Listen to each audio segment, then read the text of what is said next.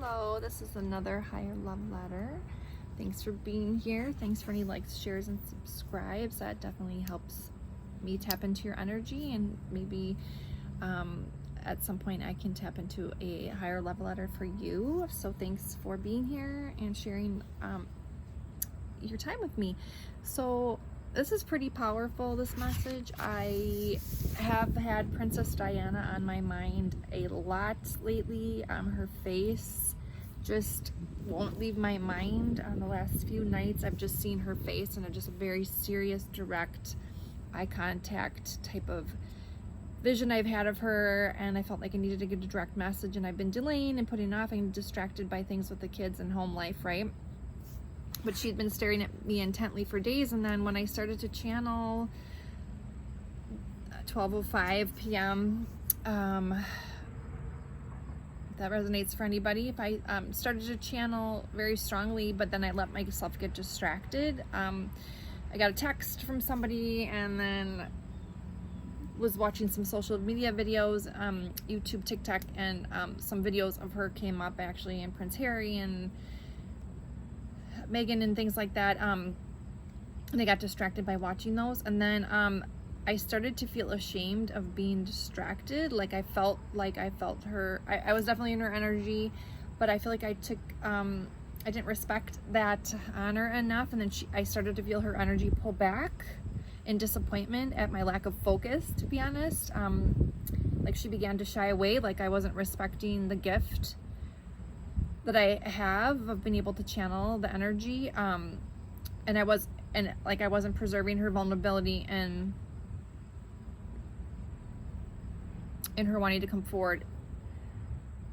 So I'm just taking notes here. So I was a little humbled there, and it did help me to realize that connecting to the spirit realm is sacred and serious. I mean, I do think it's sacred and serious, but it was like I had better start treating it as such and not allowing myself to get distracted. These messages want to come through from spirit, and it's time, and I'm a means to an end, and they can certainly find someone else more willing to do the work. So that was very humbling. And then I kind of feel like I had a conversation with her. It was like two channelings. It was like part one, part two. I told her I was scared too, like to do this work, not so much the channeling of the energy, but the delivering part, like the types of messages that might come through, like afraid of the consequences. And then I felt said back to me that, well, imagine what it was like for her every day she had to betray herself in fear of consequences. And that really hit me hard. And then I got like the gist that I just needed to stop channeling. And I got really, really tired after this, and I had to lay down for a little bit. And then as I was and I was rubbing this worry stone, I just brought this out here instead of prayer, but for someone else. But I was rubbing this worry stone while I was channeling this first part. Like I just felt like she's very worried to get this message out. And then I had a part two as well. So as I was resting and just resetting, I definitely got an energy of like she's worried about her messages coming through. Like she's a very bold personality, as we all saw, but she's also very private, and she wants to feel safe. I saw a lot of red in my mind's eye. And then I heard that song, Come What May, every day seems a little closer, every day, na, na, na, na, na, na, na, come what may, love from me. I'm not sure if that's an oldie song. I have to look that up if anybody knows that, but wow, okay, so I kind of channeled, then I started feeling really nauseous. Like I really feel like what happened to Diana, her accident, really took a hit at her self-confidence and her empowerment. Like her empowerment was destroyed, and she was killed just when she began to start living free and standing in her power with true love and joy. And according to her, that was a threat to some. They were maybe afraid that she would embarrass them, and she admits that she had a secret desire to do that at times for embarrassing her, making a mockery of her genuine love for Charles and pure intentions for the throne, and forcing her to fake happiness for someone else's gain or image. And just, the shot to the ego of the world accepting Camilla and things like that as the queen now, and the princess. Just all the embarrassment and the mockery of her life that had a pure intention. So I don't know, I just felt her, the accident really like closed her down, her throat chakra, her solar plexus. I mean, just because our body dies doesn't mean our energy does. So our body's just a means to an end as well, and she's gained higher perspective over time on things too. Her soul is healing and learning lessons, and it really affected her and caused her to shut down her heart space, her solar plexus, and not feel safe. So I feel like for her, the energy is still lingering and healing and transforming. And I don't know if anybody's ever been through trauma, but a lot of times it does affect our sense of safety and our personal will and confidence. And so even though it's been so much time has passed, still rubbing the stone, even though so much time has passed, her energy is still very much with us and present with us. And now there's, the queen has died, and I feel like there's a new cycle now in the dynasty changing, and it does take a long time for people to heal and cycles to change, and movements to fully come into their own rite of passage. And then it's a break here. Next section was, she was sent to be a cycle breaker, like many others who've maybe passed away too soon, who were maybe not accepted during their time on Earth. I do believe Diana was an Earth angel meant to heal the planet, help heal the planet, and raise consciousness, and raise people's vibrations to one of integrity, love, joy, peace, love above all else. And lower vibrational energies stuck in like duty, tradition, image, were definitely, she was battling those two very fiercely in her life, and was sent to be a cycle breaker. But a lot of times people aren't ready for the cycles to break, and they see you as a threat, and dangerous things can happen when powerful people see somebody as a threat. And I feel like that's what happened to her. And I definitely got that the accident was not an accident. She was sent to break the mold, to shatter the glass ceiling, to challenge the status quo. And because her legacy lives on in the hearts of so many others, she has still come to teach this type of love. Her message of authenticity and realness and love, compassion and service to others still lives on despite her physical body being gone. And she's starting to recognize that in her own soul's evolution. Again, the body is just a means to an end for our soul, but our energy lives on, and there's still healing that happens beyond the grave, is what I believe. Change takes so much time, and people's hearts take so much time to transform, but changes are happening more rapidly on the planet now, and more people are searching for deeper fulfillment and purpose, and desiring to have an authentic life of abundance, love, peace, joy, and still look to her as a symbol of that. So many of us who are able to see beyond the facades and masks aren't accepting what's being dished out as truth, right, or real, and not blindly following, and can clearly see beyond the illusions. I actually dropped this and I just chipped a piece of it off. I didn't know that crystals could chip. Oh my gosh, look at. So what a symbolic thing. This is clear quartz. This is clears negative energy, and it's a very healing quartz and protects energy, but it chipped. So it's just like each time somebody's bold and stands up against the lower vibrational energies, the dense energies that want to keep us stuck, we chip away a little bit by little bit until we get back to wholeness, oneness within the self, and with non-attachment to the rules and ways of being and duty and things like that. So that is interesting that just happened. And at this point in the channeling, powerful winds started happening around me. It was a really hot sunny day. All of a sudden it's like the wind is picked up. It's kind of getting cloudy. I feel like the winds of change are happening. And like I said, many of us in these last few years, it's helped a lot of people wake up to things and see past illusions and want to live taking a hard look at their life and wanting to break beyond their own facades and masks, and to live more authentic and not blindly following. So for those people who are able to see truth through wisdom and our third eyes and our intuition, and not just blindly following what we can tangibly see or what we're told in the 3D, like things we can feel, touch, sense, taste, not through our physical eyes. There's a great importance on the non-tangible elements of life, and we can show our gratefulness to those who have paved the way forward in this, who have been true pioneers. Diana was one of these, and we will not forget. So this was really beautiful. I don't think I've ever channeled a message like this before, where it was like back and forth. It was as much of a message for her, still coming through very powerfully, especially right now. There's a really great time of transition with the Queen's passing.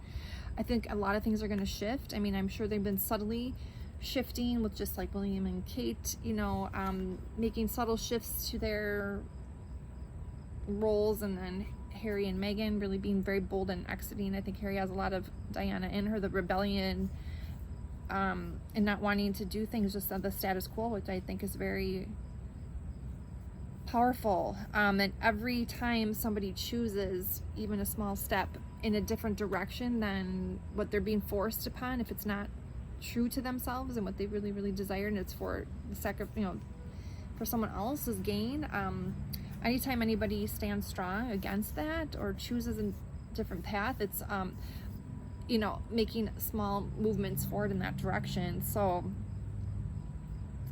this was a message of her coming through, still to teach, but I feel like it was also for us to communicate with her, those of us who see and haven't, I don't know, I just don't have a lot of respect for some of the things that have happened and how things have happened, and I just feel really terrible for her always having to fake happiness, and when really shitty things were happening behind the scenes. And I know that she got a little rebellious there too, and was just trying to find her way, and maybe that rebellion got the best of her, and maybe there would have been a way for her to stay safer had she been more private about things. But I think she did, you know, kind of want to not stick it to him, but like prove a point, you know, and maybe they just weren't ready for that. So it's always that fine line, right, of like,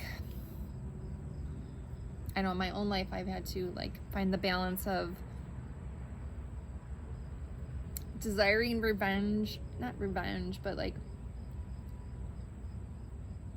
I don't know, the desire for others to maybe have to see and face their karma, when, you know, sometimes it's okay to just like walk away and accept what is and isn't, and still try to live your authentic life without having to throw it in anybody's face and be private about it. So it's that balance. And I really feel like just when she started to really step into her power and not care what people thought and have fun and be free is when she lost her life, and that really, really affected her at a soul level. It shut her down, it seems like. And I think she's starting to emerge again and feels though it's safe to emerge, and maybe a lot of people are just sending good juju her way and good energy and remembering her. There's a lot of remembering, and that's allowing her to, a lot of people remembering, a lot of people looking past the illusions and seeing things very clearly, and just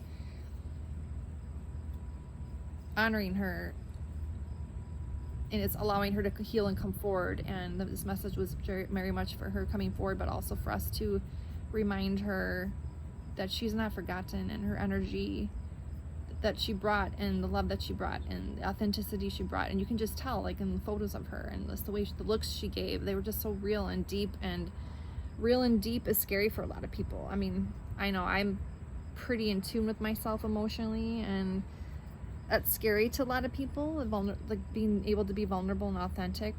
It's like a person like that, an earth angel, like illuminates the path. And people that aren't really ready for the light, they don't have the glasses on to see, like the sunglasses, they can get really spooked by that and see someone very real and raw and open as a threat also, because they may expose some of their shadow side of things. So that's how I'm kind of feeling like this, and it's a time for healing And we can all honor her legacy by stepping into our own authenticity and our own power and realness, but also protect ourselves. Like, not everybody deserves to know our thoughts and our feelings. Like, so many things get misconstrued and the media just twist things around and people take advantage of our openness. And so there's a call to balance right now, I feel like. To live authentically, but not have to showboat it or stick it in anybody's face. Just to live quiet. I mean, if you're called to be bold, but it's also about knowing when it's not safe to do so and not safe to do so with certain people or certain avenues. I mean, so many people are now like coming forward, speaking the truth, and things are being misconstrued and stories are being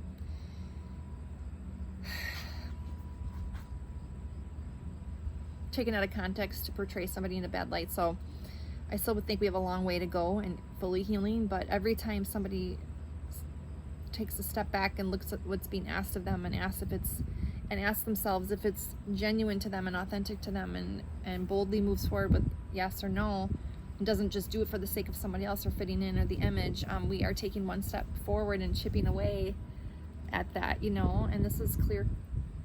Actually, this is a selenite wand. This is a selenite, like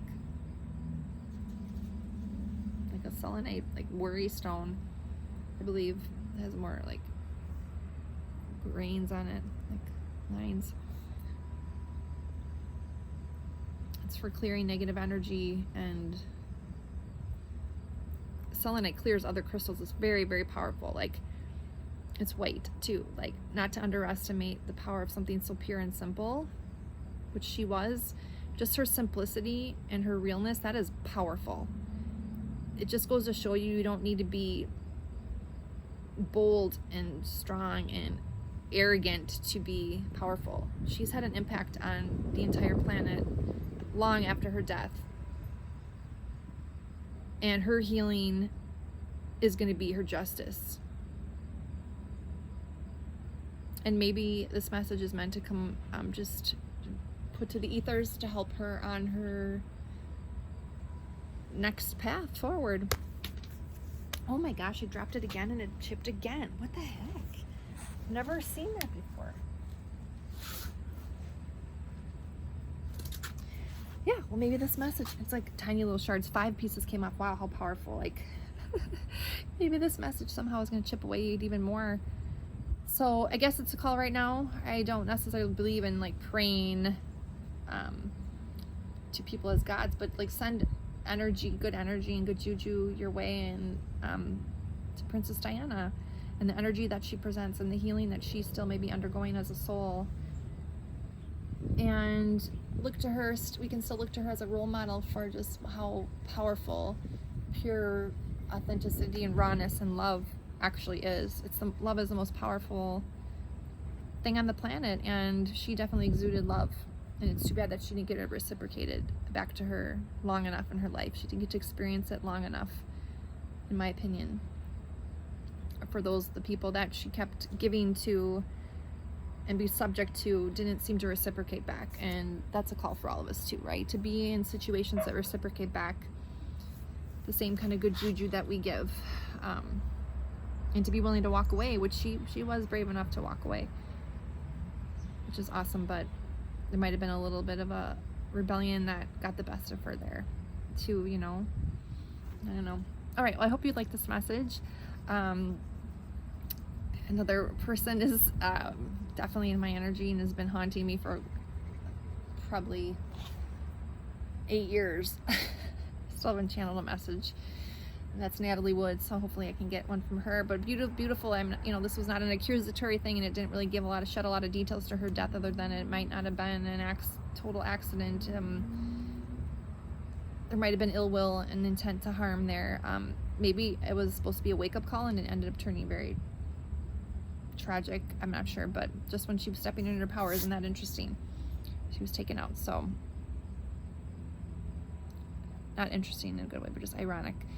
Well, anyways, I hope you like this message. If you want a personal message and would like me to try to channel a message from someone you've lost in your life that you have unresolved business with, or still feel very strongly in your energy that for healing, or you're a message from your higher self, or your guides or angels, reach out at higherloveletters@mail.com. I have got to put this down before I start.